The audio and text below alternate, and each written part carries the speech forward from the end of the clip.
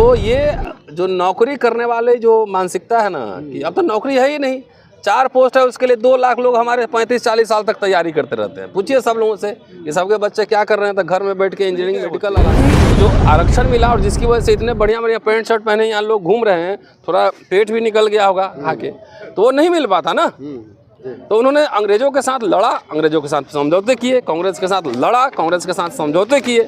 और ये बात बोल दूंगा तो हमारे जितने दलित हुक्मरान बनने वाले लोग हैं, लोग मुझे गाली देना शुरू करेंगे, बोले ये तो कांग्रेस का हो गया। मैं समीक्षक हूँ, इंडिपेंडेंट हूँ, किसी संगठन को नहीं बिलोंग करता हूँ जी। कि आपको राजनीति में lesser enemy, Oxford Cambridge Harvard पढ़ने के लिए 10 में से 8 भी बेईमान हो जाएगा, बेईमानों को जाएगा कहाँ, डिजिटल दुनिया है, पकड़ लूंगा। 2 भी ढंग का अगर तैयार हो गया तो हमारा आइडियोलॉग तैयार होगा ना। तो भावी पीढ़ी से आइडियोलॉग भी तैयार करना है, इसलिए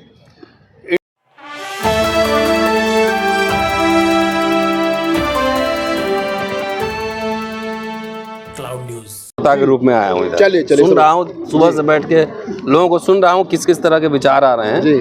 तो हर समय वक्ता नहीं रहना चाहिए, कई बार श्रोता भी रहना चाहिए, उससे भी बुद्धि का विकास होता है। जय भगवान जाटव जी हैं, उनका राष्ट्रीय शोषित मंच उनका चलता है और उनकी ओर से न्योता आया था कि आज 2 दिन का भीम संसद है और मेरे हाथ में 22 सूत्री कार्यक्रम उनका रखा हुआ है। इसमें बहुत सारे इश्यूज हैं, सारे इश्यूज अब पढ़ने की ज़रूरत नहीं है, लेकिन आपके पास पर्चा आ गया होगा।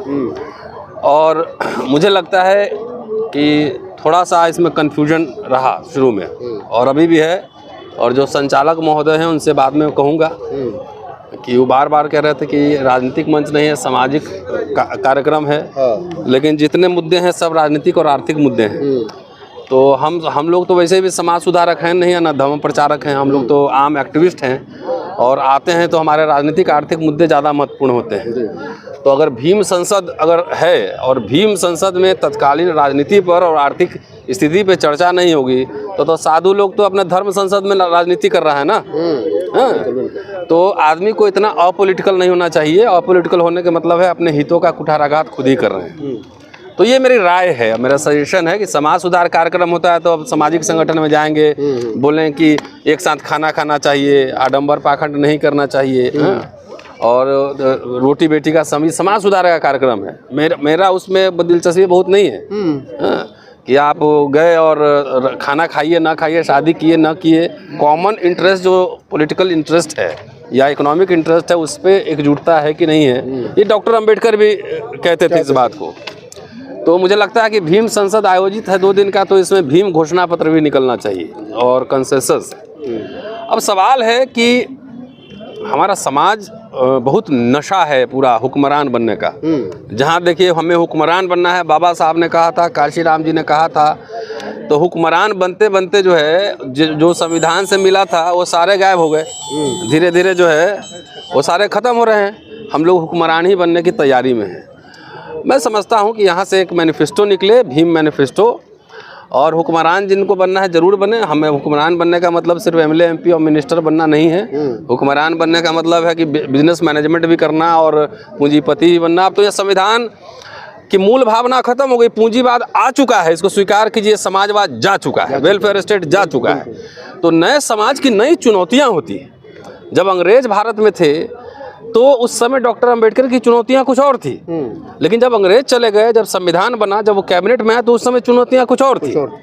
तो ये समझना होगा कि अभी जैसे मैं लगातार बोल रहा हूं और आप लोग सुन भी रहे होंगे कि हमारी दिलचस्पी फिलहाल चुनावी राजनीति में नहीं है।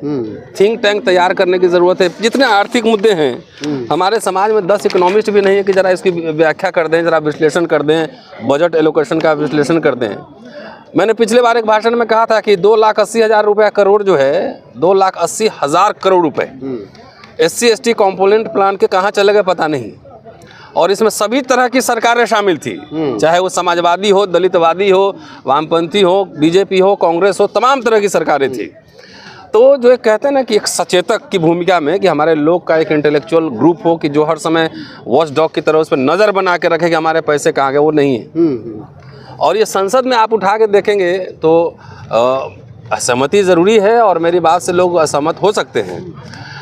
हमारे जितने रिटायर्ड लोग हैं सब मेंबर ऑफ पार्लियामेंट यहाँ बैठे हुए हैं। और सबके बच्चे जो है ना घर में यूपीएससी की तैयारी कर रहे होंगे, मेडिकल इंजीनियरिंग की तैयारी कर रहे होंगे। तो जब हम यंग पार्लियामेंट्रियन नहीं निकालेंगे, यंग एक्टिविस्ट जर्नलिस्ट नहीं निकालेंगे, इकोनॉमिस्ट नहीं निकालेंगे, तो संसद जब हमारा मिशन रिटायर्ड लोग चलाएगा तो बहुत अदब के साथ और सम्मान के साथ कह रहा हूँ कि 60 साल के बाद ऊर्जा कम होने लगती है और नौकरी करते करते पढ़ने का मौका नहीं मिलता है। इसलिए हम अम्बेडकर साहब को भी नहीं पढ़ पाते हैं, घर में किताबें जरूर होंगी, उनको भी नहीं पढ़ पाते हैं। तो ये जो नौकरी करने वाले जो मानसिकता है ना कि अब तो नौकरी है ही नहीं, 4 पोस्ट है उसके लिए 2 लाख लोग हमारे 35-40 साल तक तैयारी करते रहते हैं। पूछिए सब लोगों से ये सबके बच्चे क्या कर रहे हैं, तो घर में बैठ के इंजीनियरिंग, मेडिकल और IAS का तैयारी कर रहे होंगे।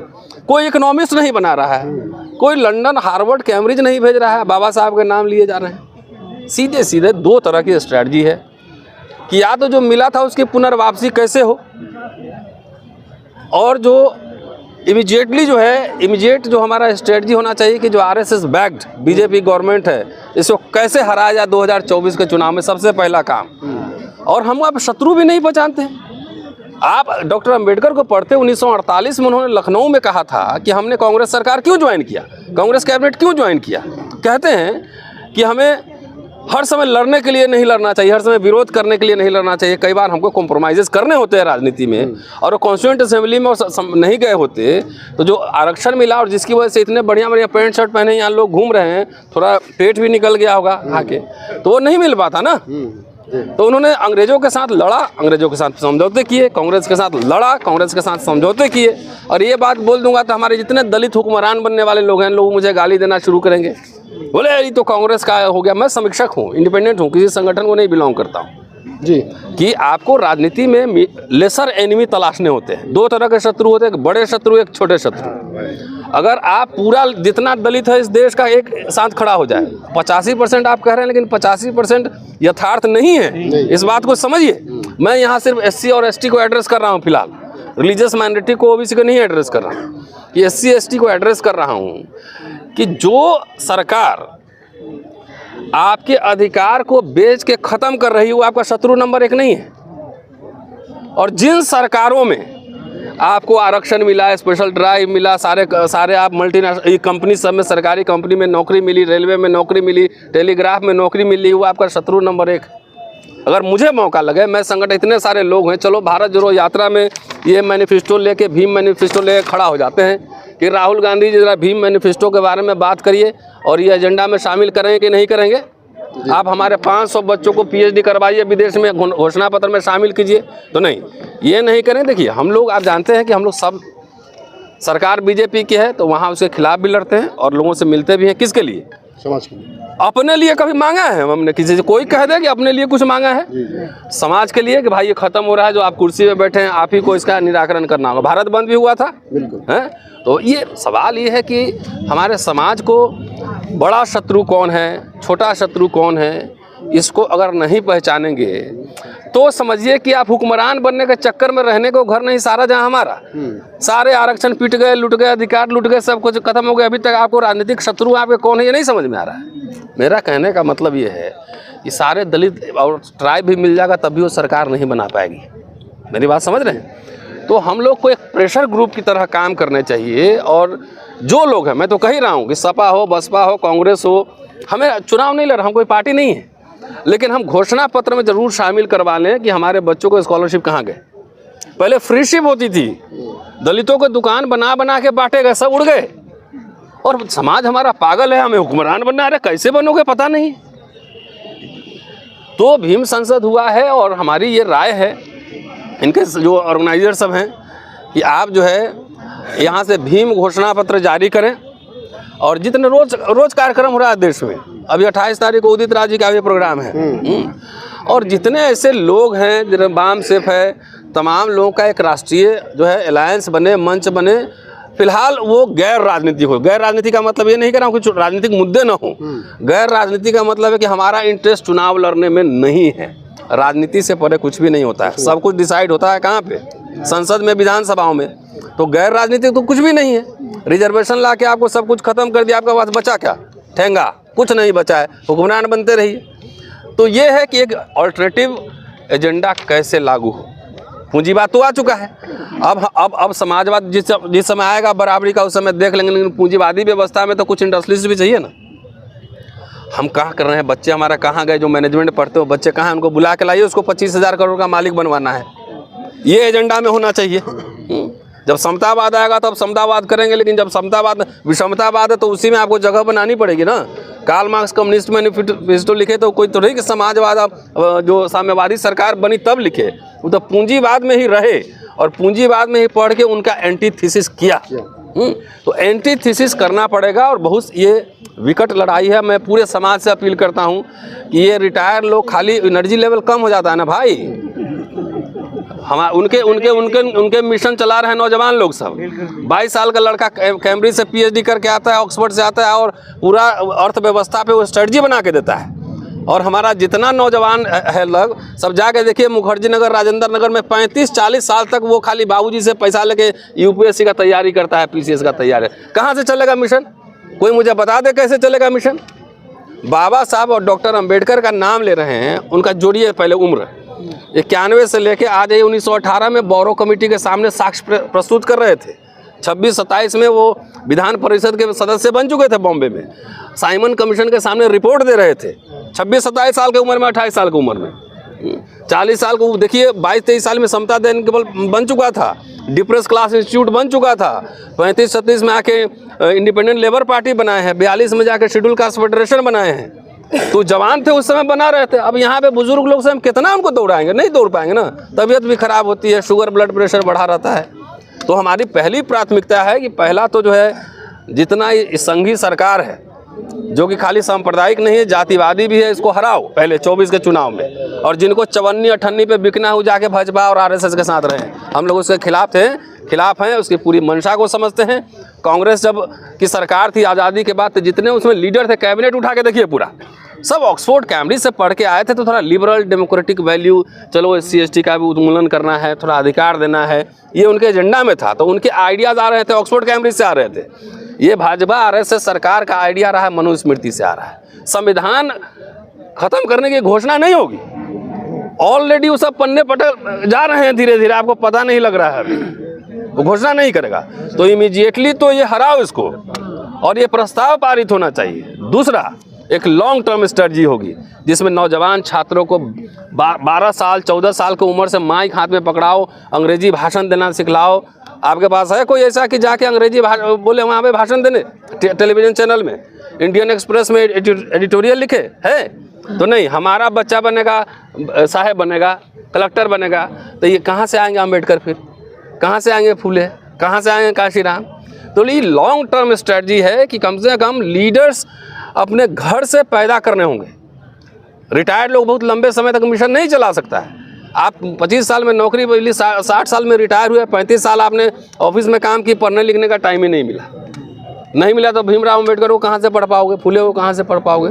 तो हमें तो वैसे यंग लोग भी चाहिए कि जो 15 साल से ही सब पढ़ना शुरू कर दे। 15 साल से पढ़ेगा, 30 साल में जाएगा तो फायर ब्रांड स्पीकर बनेगा, इकोनॉमिक्स पढ़ेगा, इंग्लिश पढ़ेगा, हिस्ट्री पढ़ेगा। हिस्टोरियन है कहीं यहाँ पे? ढूंढ के दिखाइए पूरे उत्तर भारत में। तो बोलेंगे कि बाबा साहब ने कहा था कि जो इतिहास नहीं जानता वो गुलाम होता है। बोले इतिहासकार कहाँ है? तो हमने नहीं बनाया नहीं। तो अपना इतिहास खुद नहीं लिखोगे तो लिखेगा जो शिकारी लिखेगा, तो अपना ही लिखेगा ना। तो ये एक संदेश हम देना चाहते हैं भाई। हम लोग बोल रहे हैं 30 साल 25 साल तैयारी पूरी करनी पड़ती है। स्टार्टअप हमारे फील्ड में 50 साल में आता है। 50 साल के होंगे जब आर्टिकल किताबें आने लगती है, बोलने लगते हैं, तब होता है। एक बात और मैं कहना चाहूँगा, इस संसद के माध्यम से जितने लोग सुन रहे हैं, जितने हमारे यहाँ साधु और जितने सामाजिक आते हैं, भंते लोग आते हैं, सब लोग आते हैं, सबका बड़ा इज्जत कदर करते हो और चढ़ावा भी चढ़ाते हो। और ये बच्चा लोग जो यूट्यूब चलाता है, ये लोग अपना मोबाइल से चला रहा है। इंटेलेक्चुअल को कदर नहीं करते हो। इंटेलेक्चुअल चाहिए फ्री का चाहिए।